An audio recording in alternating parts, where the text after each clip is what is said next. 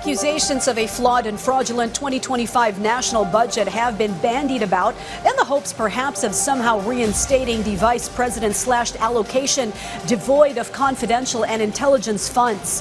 This as the push to impeach the vice president is moving at a snail's pace and may completely fizzle out and lose steam going forward.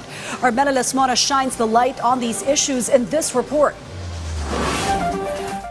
Let those interested people file the necessary petition or action in the Supreme Court.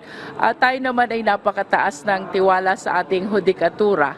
I believe that they will resolve it strictly in compliance with our existing rules and laws.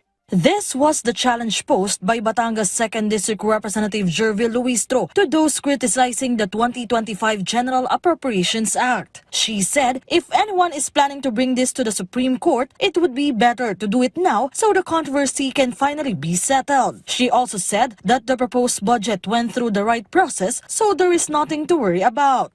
In as far as we are concerned, the budget process is done. And it is due for implementation already for the benefit of the Filipino people. For his part, House Deputy Majority Leader Paulo Ortega suspects that some individuals are deliberately spreading fake news about the 2025 budget, supposedly to push for the reinstatement of the funding removed from the office of Vice President Sara Duterte.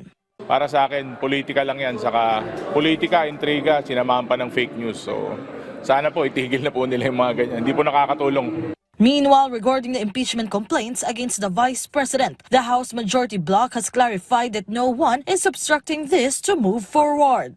Mas maganda talaga yan kung meron ng fourth complaint para mas mapadali. Pero wala akong nakikita signal eh.